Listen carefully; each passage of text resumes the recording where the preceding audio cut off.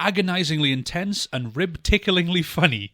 Now, that is a beautiful combination. Great promotional stuff as well. Yeah, did you see the poster for this film? It's good, isn't it? It's so good. It, for me, I don't know about you, but it had kind of a Hammer horror look about it, with the colour, the imagery, even the font, because the words, the Leech, they're kind of twisted, they're kind of bent. It looks like something you would have seen that would have had Peter Cushing on the front of it. Vincent Price, even. It is very good, Wayne. It's got great colour schemes, great design work. It almost looks like an 80s horror paperback. And I think this is what people miss so much, Wayne, with mainstream films. And we often discuss this, and other people often discuss this on the Twitterverse. They're saying posters, the promotional work isn't up to par anymore. It's very lazy, it's very mundane, it's very just commercial art. Back in the day, you used to have great works of horror artwork for films, for paperback novels, etc. And I think this cover for The Leech is harkening back to that time, and it works so effectively because it's selling you a product before you've seen it, and it's saying, look, we know what you're into, and we're going to give you it. Yeah, back from a time where you would genuinely put movie posters on your walls because they look great. Movies that were drawn by people like Drew Struzan, ones that had such distinctive style. Because what I like about this, it's beautiful, but very minimalistic. There's barely any colours. It's just blacks, whites, greens, and reds. Kind of looks like a Christmas tree the way things are arranged on it. Coloured like one too. Exactly, but every time I see red in a horror film, I like to call it the Argento red. Here's what I was thinking about this film, Wayne, The Leech. Would this have occurred in the same way if it wasn't for the pandemic? Do you think the pandemic made the story more claustrophobic? It would have had to, because it was filmed during in 2020. Just an all-round great year. Said who? Said absolutely nobody. But you think in a way that kind of did work to its advantage, because it gives it that. Because the whole idea with this film is about how we have this priest whose congregation is dwindling. You can do that much better if you've got barely anybody around. Exactly. And this is plumbing, Eric Pennycoff's own experiences. He went to Catholic school, Wayne, 15 years. That's a long time for a religious school, 15 isn't it? years, yeah. That's right through primary, right through high school. And I've got a little quote from him. He says, "The story itself kind of evolved from something I'd been thinking about, which is this classic screenwriting rule that producers told me for years when I was writing things that were not so straightforward. They said, you've got to read this book called Save the Cat. In that, the lead character does something humble or nice that makes you appreciate the protagonist. The kind of thing of classic fashion. I said to myself that if we save the cat, so to speak, but then the cat is feral and doesn't leave the house, which makes things escalate from there." That's actually pretty much a perfect summation of the central gubbins of this film. As Eric took that story and made it The Leech, I think so. He's essentially taken that and ran with it, because that's what I liked so much about the characters in this film. There's a great subversiveness about it, because it's presenting characters you're supposed to hate. You've almost been conditioned to dislike them, but the character you're supposed to like, that person could actually be worse, and that's the subversive aspect, because you didn't see that coming. You may not be drunk, Wayne, or we may not be drunk, we were sober, we have to say. But Terry likes a drink in this film. Yeah, we're sober, but the characters in the film most certainly are not. Played by Jeremy Gardner, that guy we were mentioning, the very talented Jeremy Gardner. The guy I know, somehow. Vicariously. He's introduced to our lead character through quite a depressing situation, because the central conceit of this film, we have Father David. He's our lead character. He's the pastor. And he's played by a guy called Graham Skipper. Yeah, this is what I like about these films, Wayne. Like Graham Skipper, it's not somebody I'm familiar with. But whilst I was watching this film, I thought, is that Zach Galifianakis for a second? He does from some angles look like Zach Galifianakis. It's the beard, it's even his voice. Yeah, he's got that kind of soft-spoken voice. Is Zach Galifianakis playing Graham Skipper playing Father David? Wow. Oh, that is a trip. Graham Skipper actually, incidentally, found great success on stage playing Herbert West in the stage adaptation of a film we've covered before, Reanimator. Everything is connecting to our past episodes today. It's like we've done, this 42nd episode, and we've already got a 6 degrees of Kevin Bacon thing going on. Are we going through a Christmas story theme here? Are we having to revisit all our past sins? We've already become self-referential. But with Pastor David, he's the pastor of this church, Father David. Priest? Yes, priest. And he's got a dwindling congregation. Very dwindling, Wayne. I alluded to earlier. It's the Christmas season, like we say, filmed during COVID, not many people about. Decent sized church, but there's about 5 people there. Now, Wayne, this church in real life, did you ever wonder, with the salaciousness, the depravity of this film, how they actually managed to get filmed in that church? I did wonder that, actually. They told the people who run the church They were filming a faith-based documentary called Helping Hands. Oh, did they? That is how they got permission to film in that Sneaky. church. You little leeches. Well, do what you got to do, man. Yeah, you got to do it, man. In this economy. Do you think they ever watched the film afterwards? Like, oh, this is a Helping Hands. Sit down and have a watch. Father David is such a nice man. He's such a, or is he? Yes. Because he meets Terry, who's been sleeping in this place. Because the idea is Terry is put forward as basically a homeless guy at this point. He looks disheveled. He's got the long beard. He's got the unkempt Did you hair. notice what he was wearing? It was a sleeping bag he was wearing. It was a red puffer jacket, long beard, beanie hat. What's that look like?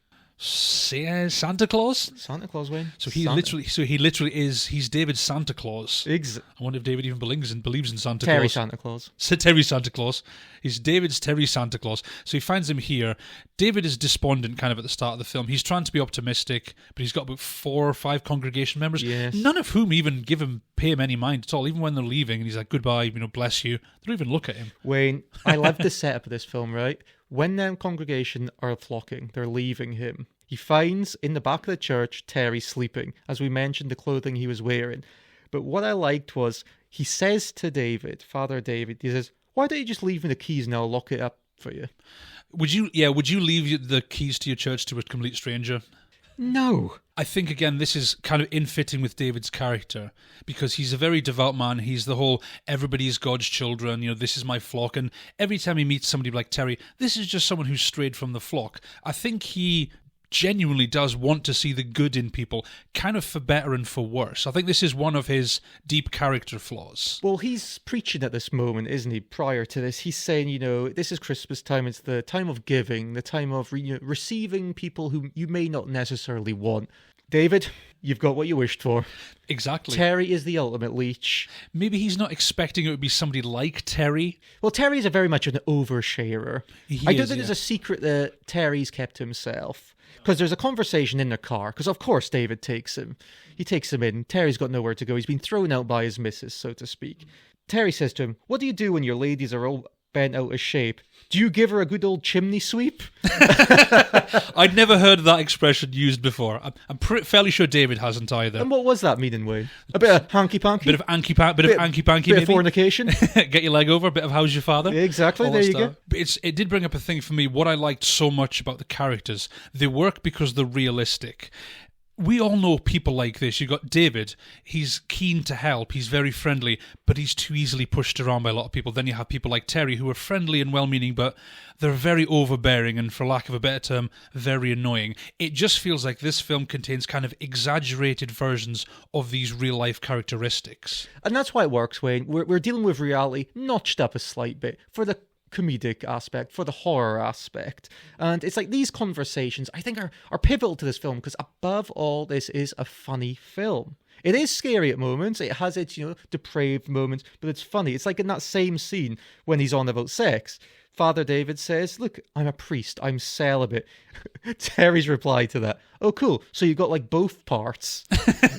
I know, I did like that one as well. How we got like little mix-ups like that. But it's made all the more funny by the fact that a lot of these situations don't feel like they should be funny. Because for David, this is very uncomfortable. He's met this stranger who's speaking to him in this very inappropriate way. He doesn't really have the right kind of responses because they're very different people. They do not move in the same circles. No, they are far removed from one another because David's a very sheltered guy. He lives in his house alone. He has a portrait of his mother who kind of casts her stern look over him. And what I thought was funny, when Terry gets into that house, he says, whoa, who's the bulldog? Yeah. Referring to the portrait of his mother. I did say, my wife and I did say at the time, that's not a very good portrait. It's pretty terrifying. I think that's the intention, Wayne. Exactly. It's the intention. Not only do we have this, it's a big portrait. It's not hung up. It's sitting there right in his living room. It's that being under the thumb, under the eye, because right above it is his mother. It's his late mother's ashes. Wayne, Norman Bates. Exactly. Everything ties back to Norman Bates. Exactly. I was getting like Norman Bates, kind of Ed Gein vibes, that whole idea of being completely under the thumb of your mother, especially when they're not even there. That ties back to Don't Go in the House as well. Exactly. Which we talked about, that kind of that being so stuck with your mother and almost it being worse when they're not there. We're very self-referential. Exactly, because their presence is always there. But here's the thing I noticed, right? Beside that portrait is his mother's ashes. In Catholicism, do you get cremated?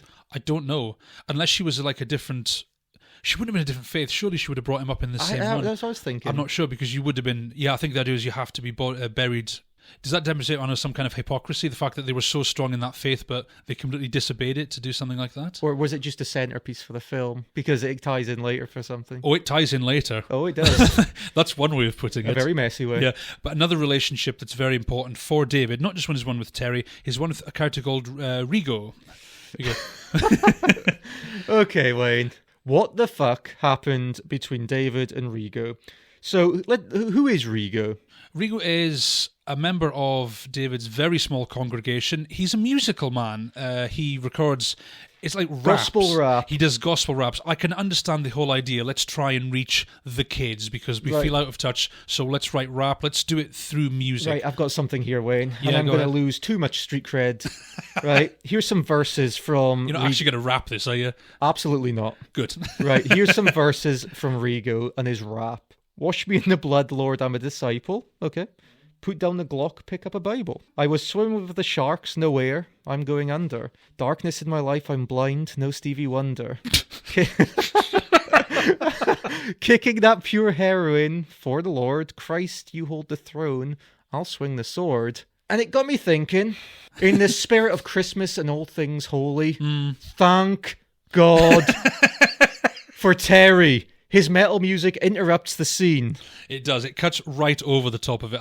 Were you kind of cringing but kind of laughing at the same time? It was too annoying even for Terry. It was, but it was that kind of out of touch thing. David thinking, because David also uses social media as well. It's this trying to reach out to people because, let's be honest, he's desperate. He's losing his congregation. He needs people back in. He's found these means to do it. But it's almost that thing where, like when we were in school, like if you had a teacher trying to talk hip, trying to talk cool, it just alienated you more. It makes it worse. It actually makes it worse because, like, oh, they're trying way too hard now. Yeah, just be a bit of a dick, please. Exactly. Just kind of be who you are. Just be a teacher. But Terry, like we said, he's got that kind of heavy metal thing going on, and he plays music way too loud. Again, I knew people who did that. Of course, we all did. It's that thing, and when you tell them about it, they don't realise that they're being annoying. They don't realise it's a bad thing. They've just got irritation ingrained into them. They do. It's like their personality, but they never feel like they're overly bad people. They feel well-meaning because they'll still want to help you. They'll still want to do good things for you, compliment you maybe, but they just don't know where the limits are. They just push it too far. But you see in that verse, Wayne,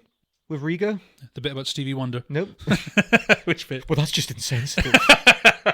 Nope, the one that says kicking that pure heroin for the Lord? Yeah. Well, Wayne, David, Rigo found one another in a truck stop bathroom. Their relationship, it's almost like a kind of surrogate father thing, because the idea was, I'm guessing they were both at very low points. David found Rigo and kind of brought him back. From the heroin. From the heroin, That exactly. pure heroin. That's how it starts out, but their relationship does change a lot over time. There's a lot of neglect going on, but I think it's kind of underhanded. Wayne, I am not interested in this moment of what it becomes. I'm still interested in that fucking truck stop bathroom. Why was David in the truck stop bathroom? Hiding from Michael Myers? Do you think there's any hinting that there was a prior relationship there? I think there could have been. Sexual? But that's what I like. It's just a little line in. In fact, does Terry not even bring it up later on? Terry even references it. It's like, what were you doing in a truck stop bathroom? How would you not reference that, Wayne? Exactly. We need to know. It could have been innocent, but then again, the way David reacts when it's brought up, the way Rigo reacts, it's clear there was more to it. And that's what's so interesting with David's character. He feels like a man who in the past did bad things. He feels like he has a really dark past, but in order to make up for that, he swung completely the other way. As you said, Wayne, he's a blogger as well. Mm-hmm. Are they like pro-life type blogs? They become more later on. Et Earlier on, it feels more like he's just trying to get the message out of, good ship to all men and, bring people into your house. This is the time of year, etc. Each post only gets one like. It's from Rigo. Do you know what about his blogging hit home for us? Yeah. He looks at his computer, looks at his blog, 0 people reached.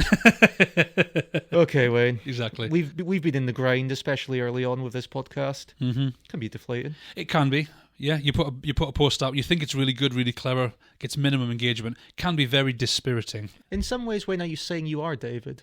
Maybe. Well, the beard's coming along. The beard is coming on. Can I just point out a little detail here? You tell me. I love this. I only noticed this when I watched this film through second time. I thought this was so clever. We see David typing away. We see his hands on the keyboard, and we see the toolbar at the bottom of the computer. There's a symbol flashing on the screen. Did you know what symbol it was? It was the Windows security icon. Oh. That will flash if, for example, you have some kind of threat to your computer. Maybe there's a virus. Maybe something has invaded your computer. So we're talking about invasion. He's being invaded in his life. His computer's potentially being invaded. Because Eric Pennycoff did say one of the biggest themes of this film is codependency. Exactly.